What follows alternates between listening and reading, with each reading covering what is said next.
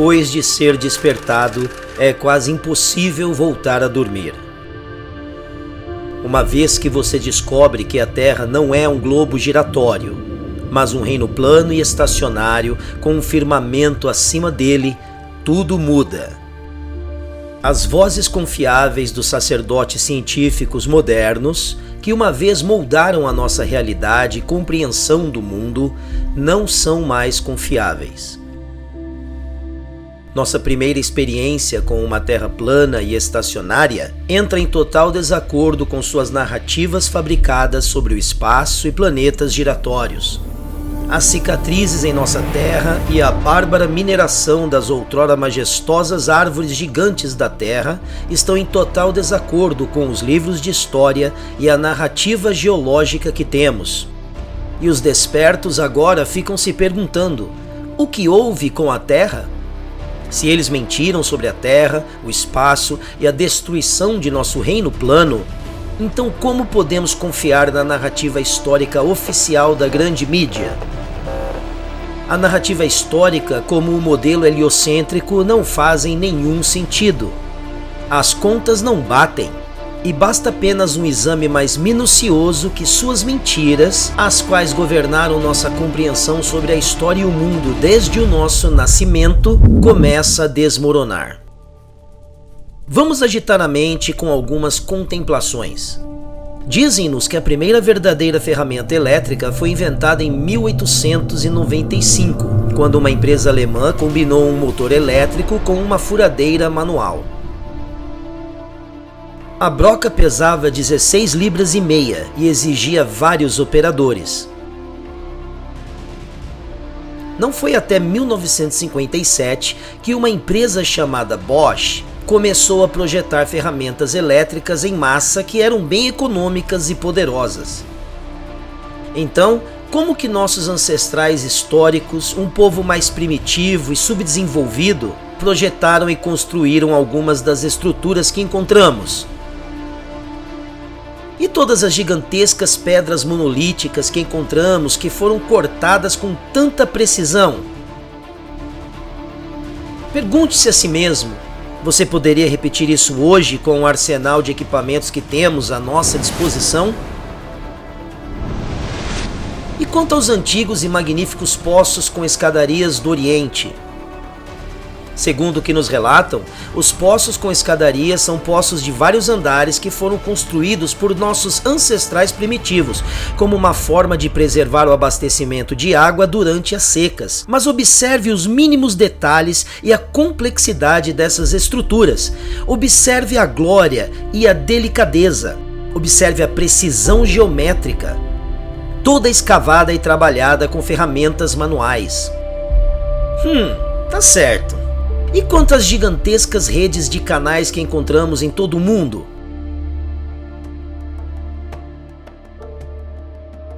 O canal de Erie, na América, foi supostamente construído entre os anos de 1817 e 1825. Não haviam engenheiros civis na América nessa época. As pessoas responsáveis pelo planejamento das construções eram novatas, nos dizem. O canal tinha 12 metros de largura e 4 metros de profundidade. O canal de Erie se estende por 585 quilômetros, mas não se tratava apenas de que os imigrantes irlandeses e seus companheiros de trabalho cavassem todos os dias. Eles tiveram que derrubar centenas de árvores ao passar pela floresta virgem. Eles tiveram que construir aquedutos extremamente complicados e tiveram que passar pela escarpa do Niágara e uma parede de calcário duro de 25 metros de altura. Eles tiveram que usar pólvora negra para explodir isso, é o que nos dizem, uma vez que dinamite ainda não havia sido criada. O canal se estende por 585 quilômetros e foi construído ao longo de um período de 8 anos. Isso significa que, em média, 1,6 km era construído a cada 8 dias. Que tremendo recorde! Ainda mais sabendo-se que os responsáveis eram novatos e que ferramentas elétricas e dinamite ainda não haviam sido inventadas. Eu posso te dizer agora com toda certeza que os chamados primeiros colonizadores das Américas não construíram esses sistemas de canais. E quanto aos grandes e magníficos castelos espalhados por nosso reino? Você sabia que a maioria foi projetada e construída sem sistemas de encanamento e métodos para aquecer salas adequadamente? A realeza e as elites do passado não ligavam em não ter acesso às suas necessidades básicas de sobrevivência, contanto que pudessem viver no luxo dentro do grandioso e glorioso castelo. Enquanto os camponeses em suas modestas residências desfrutavam de calor durante os longos e escuros períodos de inverno. Eu acho que não. E é claro, temos também a impossibilidade das grandes pirâmides do complexo de Gizé. Dizem que as pirâmides foram construídas por volta de 2500 a.C. A Grande Pirâmide em si consiste em 2,3 milhões de blocos de calcário e granito, e sua estrutura total pesa 6 milhões de toneladas. As maiores pedras de granito pesam entre 20 e 80 toneladas cada. 20 toneladas são 20 mil quilos. Esses blocos foram esculpidos em pedreiras com cinzéis de cobre e supostamente transportados de 800 quilômetros de distância. Os chamados especialistas só podem teorizar que uma grande quantidade de trabalho escravo foi necessária para que isso fosse possível. Ser ingênuo e cair na narrativa oficial da mão de obra escrava é uma coisa. Mas alguém pode, por favor, explicar como os poços de ar da Grande Pirâmide se alinham tão perfeitamente com as estrelas circumpolares? E depois há o curioso caso das fortificações em formato de estrela, ou que os embusteiros oficiais do mundo chamam de fortes abaluartados, desenvolvidos no final do século XV e início do século XVI. Estes fortes nos dizem que foram projetados durante uma era de pólvora e canhões. Claro que foram. O desenho geométrico oferecia proteção militar para a nação contra pontos cegos durante o conflito. Todos nós sabemos que a melhor proteção durante uma guerra é projetar um forte com um padrão geométrico bem preciso. Algum historiador de verdade já parou para pensar o quão perfeita é a geometria aqui? Nossos ancestrais primitivos não tinham a tecnologia para ver as estruturas de cima, mas ainda assim eles conseguiram construir tudo isso. Deus me ajude, não tem a menor possibilidade. Nós não conseguiríamos produzir uma geometria tão perfeita nesta escala hoje. Fomos enganados mais uma vez. Fomos doutrinados com uma falsa narrativa histórica e uma falsa linha do tempo. E como o tolo modelo heliocêntrico, basta um olhar mais atento a essa narrativa e as coisas logo começam a desmoronar. E as mentiras se tornam extremamente evidentes. Por conta dessas mentiras, reunirmos uma linha do tempo histórica precisa e honesta tornou-se uma tarefa praticamente impossível. A narrativa oficial é uma caixa de Pandora, que nos oferece apenas pequenas pistas, meias-verdades e enganos.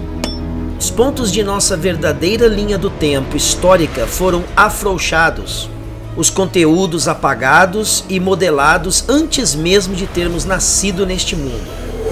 E aqui está o problema. Como saber para onde você está indo se você sequer sabe onde está já de início? Mas veja bem, despertar é realmente um presente, uma dádiva. Uma vez despertados, percebemos que sempre tivemos as respostas bem diante de nossos olhos. Sempre tivemos mais do que imaginamos. Mas primeiro tivemos que recuperar a visão antes que as coisas começassem a se encaixar. Antes que as coisas começassem a fazer um pouco mais de sentido. E aqui estamos novamente, meu caro ouvinte, à beira de outra grande jornada. E se eu dissesse a você que antes de nós existiu uma outra civilização, que foi responsável pela tecnologia mais avançada já desenvolvida, e que o entendimento dessa ciência em relação ao funcionamento do nosso reino plano que era a chave para tal inovação? E se eu te dissesse que é muito provável que nossa verdadeira história como povo tenha começado há pouco mais de 200 anos? Você me acharia um louco mais uma vez?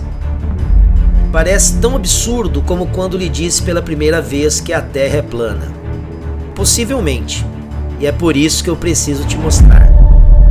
O que espero mostrar a você é que um dos maiores encobrimentos de todos os tempos está no mesmo nível da mentira heliocêntrica em sua enormidade e no impacto que tem sobre a humanidade. E como tentarei mostrar a você, é algo inextricável da verdadeira natureza de nosso reino plano. E você não pode entender um sem entender o outro.